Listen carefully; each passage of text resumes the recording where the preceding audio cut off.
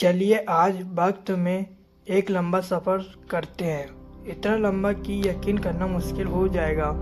आज से लाखों साल पहले की दुनिया में यह एक ऐसी दुनिया है जहाँ ना शहर है, ना गांव, ना ही रोशनी की कोई किरण, सिर्फ विशाल अनूठा प्राकृतिक परिदृश्य, घने जंगल और अंतहीन सवाना घास के मैदान है।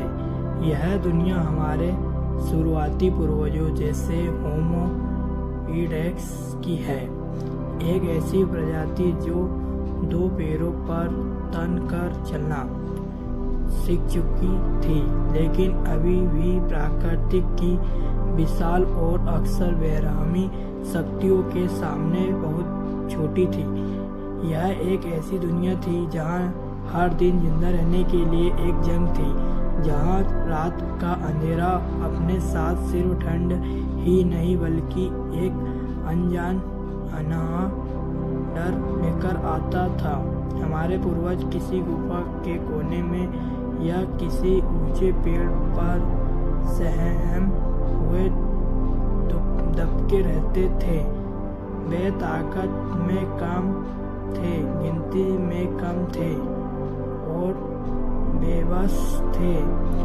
हर झाड़ी के पीछे से आती सरसराहट की आवाज़ किसी भूखे शिकारी की मौजूदगी का इशारा हो सकती थी। सूरज की रोशनी ही उनकी एकमात्र दोस्त थी और रात सबसे बड़े दुश्मन। वह एक ऐसा दौर था जब हर रात जिंदगी और मौत की जंग लेकर आती थी। उस समय इंसान खाद्य श्रृंखला में सबसे ऊपर नहीं था, वह शिकारी भी था और शिकार भी।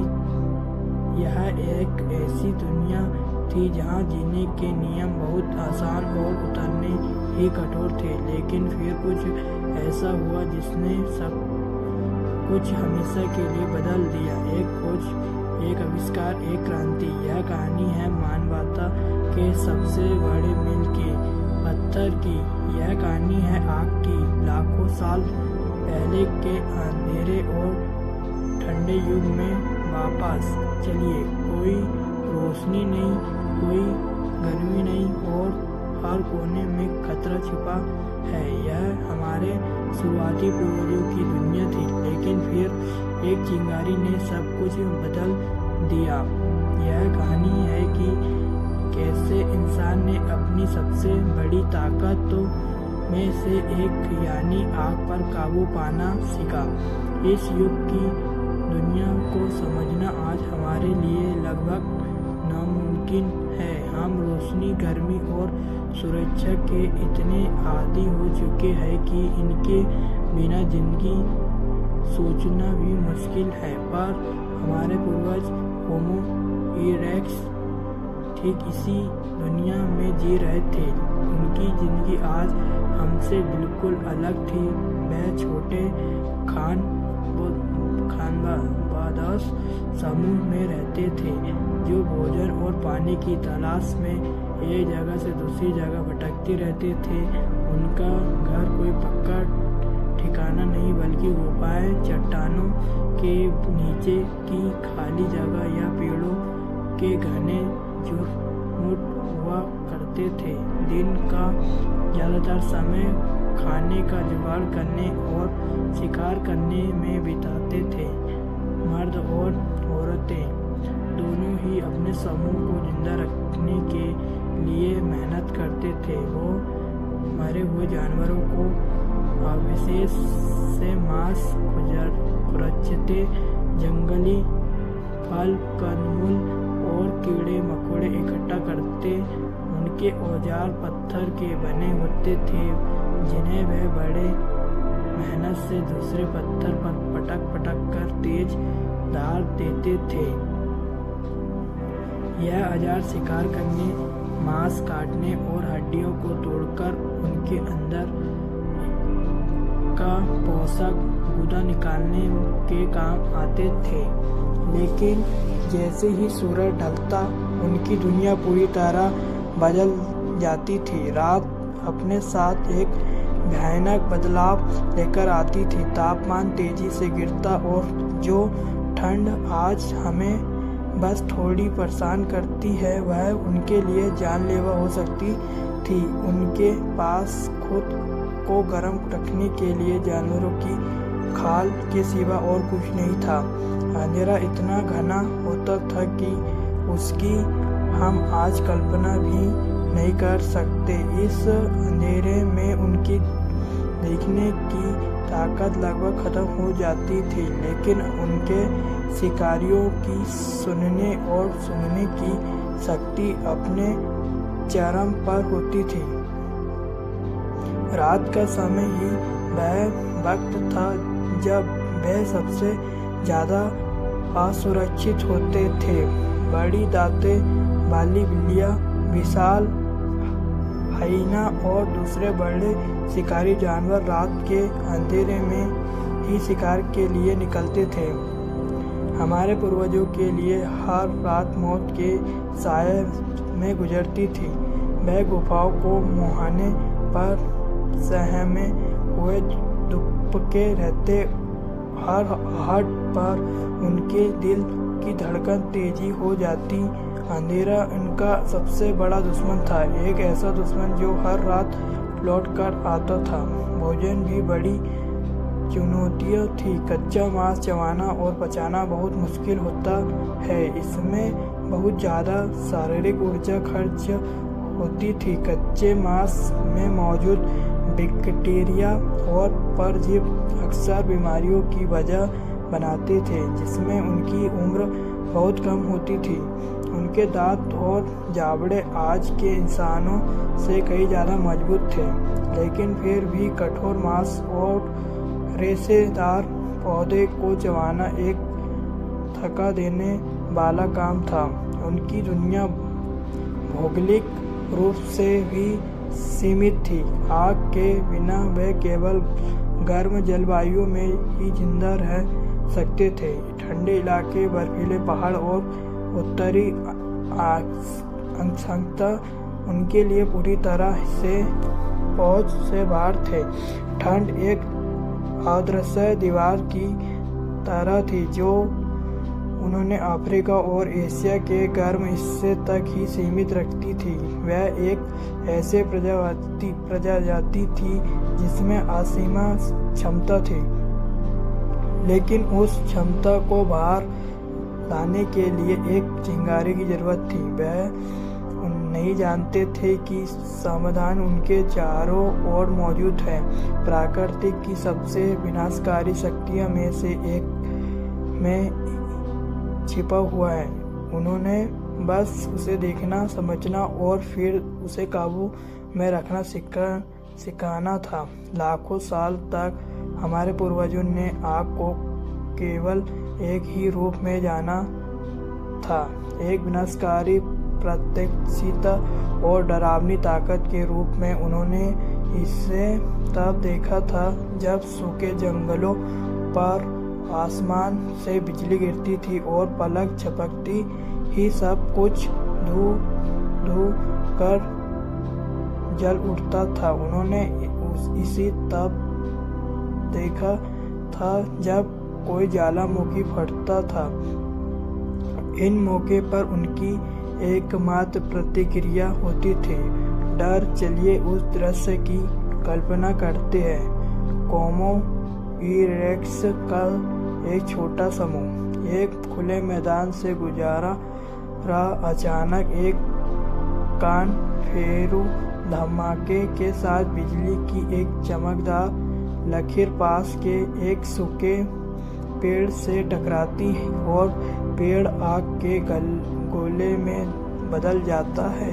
समूह के सदस्य चिल्लाते हुए भागते हैं। उनके लिए यह आसमान से हुआ एक मामला है, लेकिन फिर जैसे जैसे समय बीतता है डर की जगह एक और भावना लेने लगती है। जिज्ञासा वो दिखाती है कि जंगल के बाकी जानवर, यहाँ तक कि खूंखार शिकारी भी उस जलाती हुई चीज से दूर भाग रही है। यह एक बहुत जरूरी सबक था। जिस चीज से वे डर रहे थे उससे उनके दुश्मन भी डरते थे। यह शायद पहली बार था जब उन्होंने आग को विनाश के अलावा किसी और चीज से जोड़ा। सुरक्षा शायद किसी दिन ऐसी ही किसी घटना के बाद भूख या जिज्ञासा से प्रेरित होकर कोई साहसी आदि मानव सावधानी से उस जगह के पास जाता है। उसे वह एक जानवर का अधूरा सब मिलता है। भूख से बेहाल वो उस पके हुए मांस का एक टुकड़ा तोड़ता है। यह कच्ची अवस्था के मुकाबले नरम है। वह उसे चखता है और उसे उसका स्वाद बेहतर लगता है। उसे चबाना भी आसान है। यह एक आकस्मिक खोज थी, लेकिन इसके परिणाम क्रांतिकारी थे। इस तरह की घटनाओं ने जो शायद हजारों साल में कई बार घटी होगी, हमारे पूर्वजों को आग के बारे में धीरे धीरे सिखाया। वो समझने लगे कि आग सिर्फ विनाश नहीं करती, यह गर्मी देती है, यह प्रकाश देती है, यह शिकारियों को दूर रखती है और यह भोजन को बेहतर बनाती है। वैज्ञानिक इस शुरुआती चरण के फायर फिरोजिंग यह आग का संग्रह करते हैं। हमारे पूर्वज इसी स्तर पर आग बनाना नहीं जानते थे। वह बस प्राकृतिक द्वारा लगाई गई आग का इस्तेमाल कर रहे थे। जब बिजली गिरने से कहीं आग लग जाती तो शायद वह से जलती हुई शाखाओं को इकट्ठा करके अपने ठिकाने पर ले जाते। प्राकृतिक आग को ढूंढना और उसका इस्तेमाल करना एक बात थी, लेकिन उस जंगली ताकत को अपनी गुफा तक लाना और उसे जिंदा रखना बिल्कुल दूसरी बात थी। यह इंसान के विकास में अगला और शायद उससे चुनौतीपूर्ण कदम था। उस पल की कल्पना कीजिए, बिजली से लगी आग बुझ रही है। हमारे पूर्वज जानते हैं कि यह गर्मी और सुरक्षा बस कुछ देर की है। जैसे ही आखिरी अंगूरा ठंड होगा, वह फिर से ठंड और अंधेरे में घिर जाएंगे। तभी समूह के किसी सदस्य के मन में एक हिम्मत भर ख्याल आता है, क्या हो अगर हम इस गर्म चमकदार चीज का एक टुकड़ा अपने साथ ले जाएंगे। हम सोच सकते हैं कि एक दो बहादुर लोग शायद किसी मोटी पत्ती या खाल की मदद से एक सुलगती हुई शाखा को उठाते हैं। फिर वह अपनी गुफाओं की ओर एक धीमी सार्थक यात्रा शुरू करते हैं। यह मानव इतिहास का पहला मासाल जुलूस रहा होगा। उनके लक्ष्य सिर्फ अपनी मंजिल तक पहुंचना नहीं था, बल्कि उस कीमती लोग को भी जिंदा रखना था। गुफा में पहुंचकर जब उन्होंने उसी जलती हुई शाखा से सूखी टहनियों को सुलगाया होगा, तो वह मानवता का पहला नियंत्रित अलावा यानी पहला चूल्हा बन गया होगा। पुरातत्व विज्ञान इस कहानी का समर्थन करता है। दक्षिण अफ्रीका के वंडरबर्ग गुफा जैसी जगह पर वैज्ञानिकों को लगभग 10 लाख साल पुराने जले हुए पौधे की राख और हड्डी के टुकड़े को साबित मिले हैं।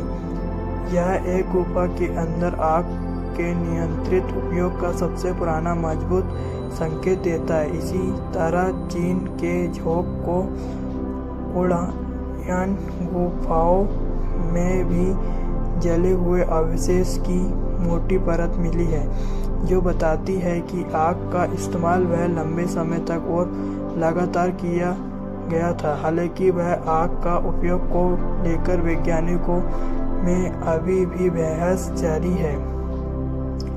आग का चूल्हा जल्द ही उनके सामाजिक जीवन का केंद्र बन गया।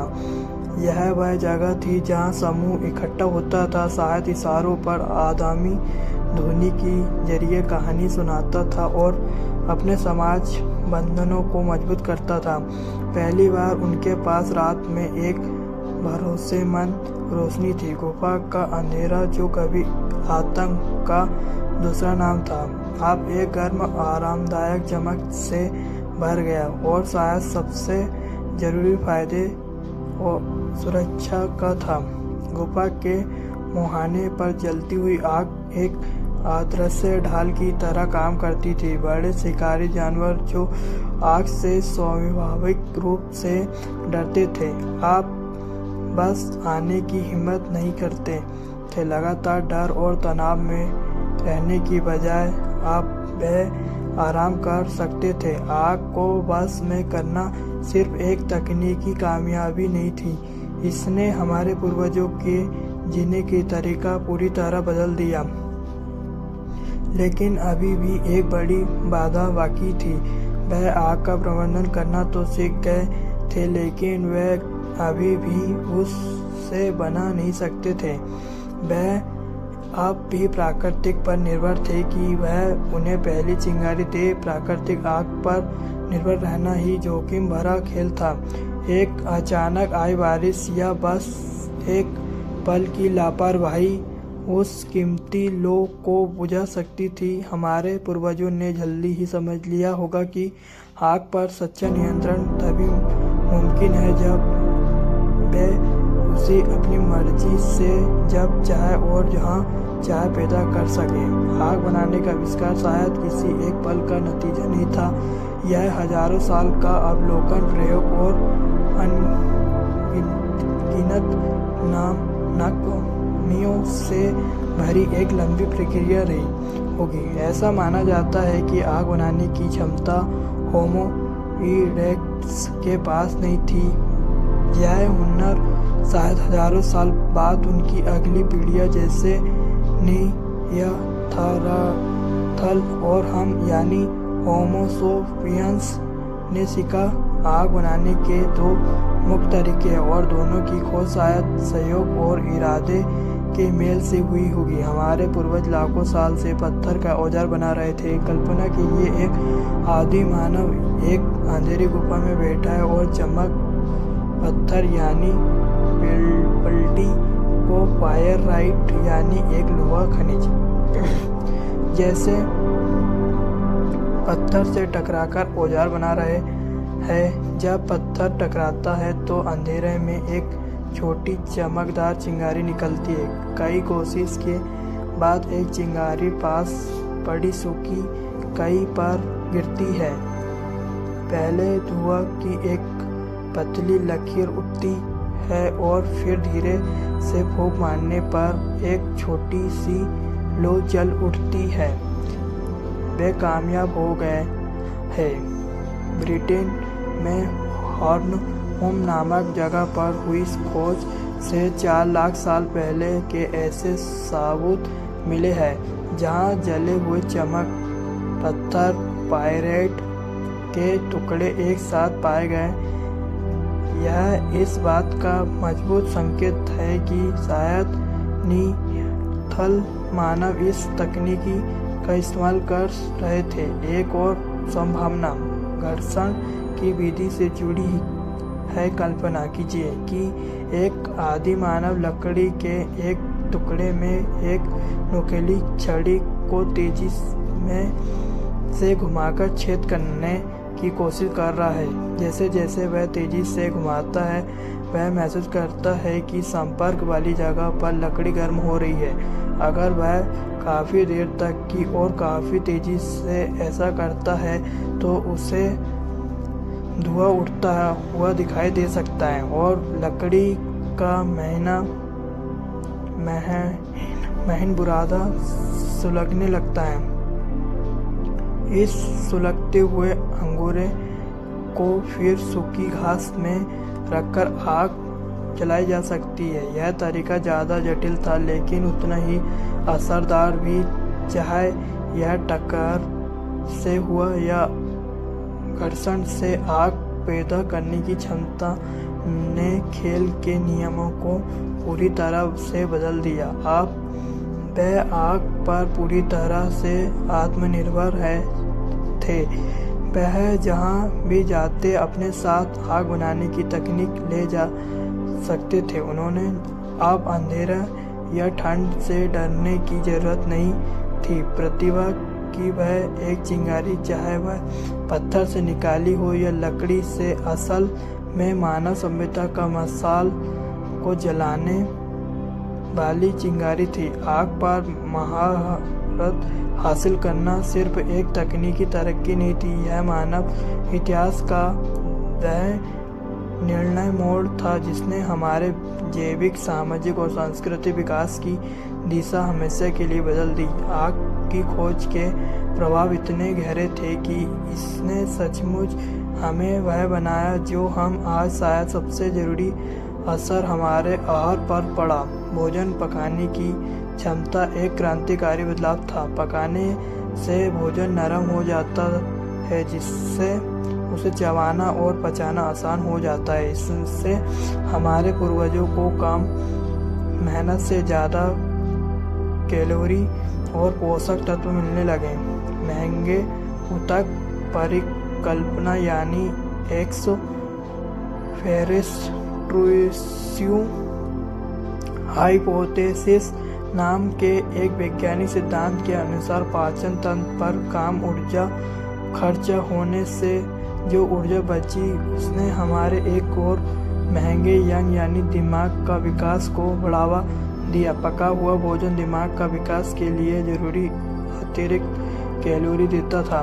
पिछले लाखों साल में हमारे पूर्वजों का दिमाग बड़ा होता गया और कोई वैज्ञानिक मानते हैं कि आग और खाना पकाने की खोज इस असाधारण बढ़ोतरी के पीछे एक मुख्य वजह थी।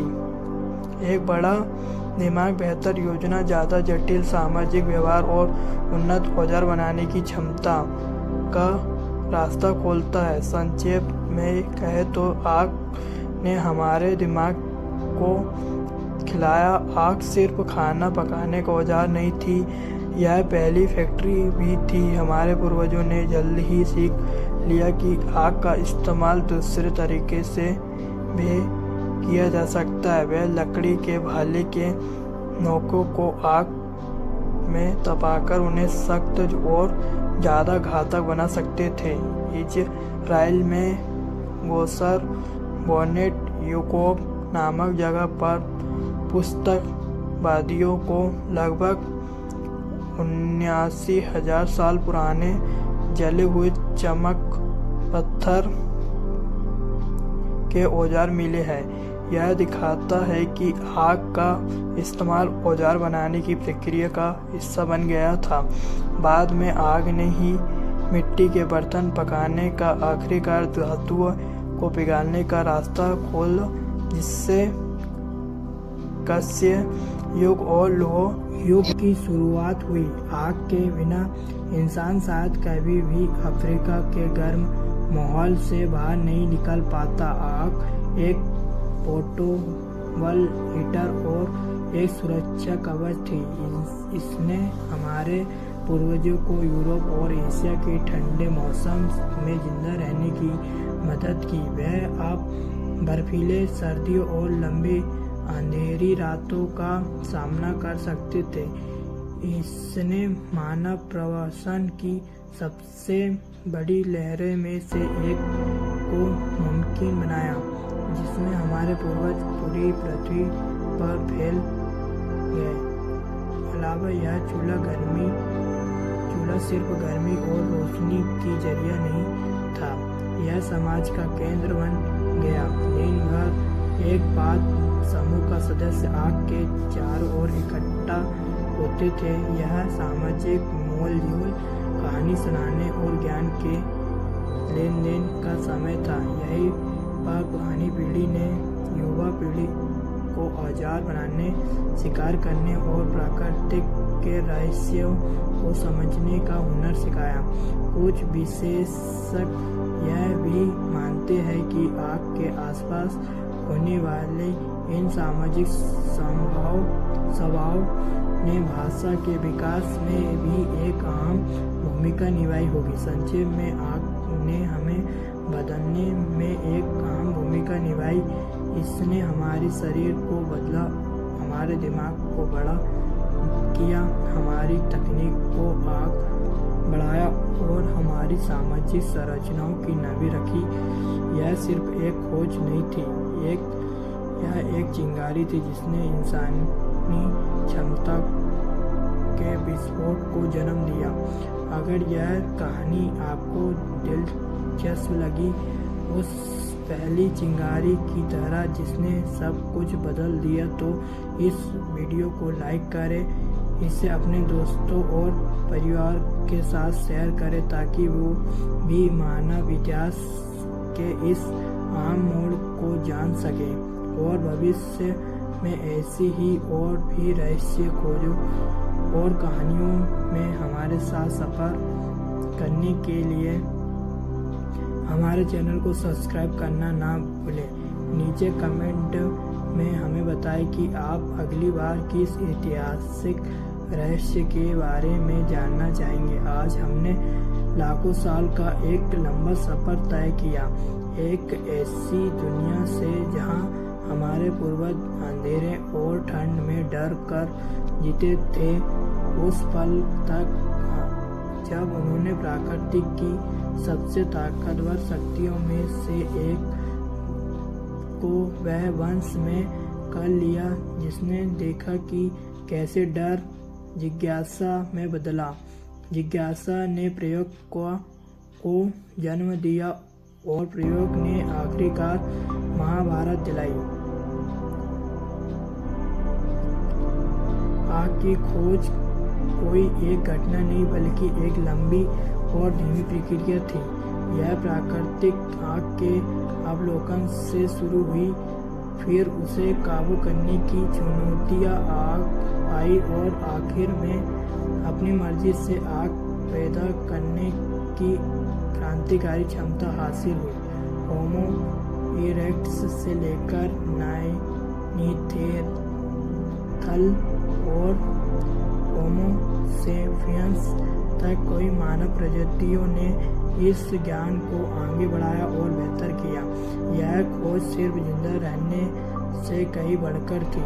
आग ने हमें बेहतर पोषण दिया, जिसने हमारे दिमाग के विकास की गति दी। इसने हमें बेहतर औजार दिए, जिसने हमें ज़्यादा कुशल शिकारी बनाया।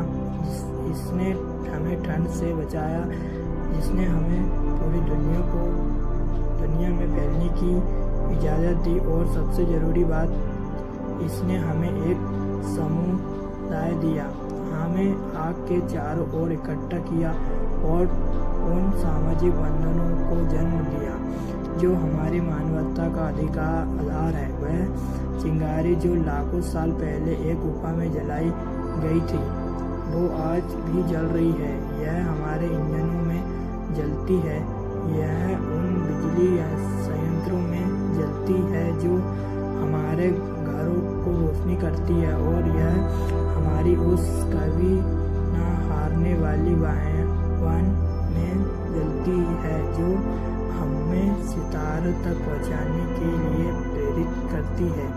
आग की कहानी सिर्फ हमारे अतीत की कहानी नहीं है, यह इस बात की याद दिलाती है कि एक विचार, एक चिंगारी सच में दुनिया को बदल सकती है। तो गाइस, ये थी कुछ जानकारी।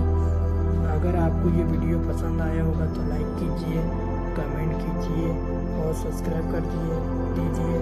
तो गाइस, आपको मिलते हैं नेक्स्ट वीडियो पर।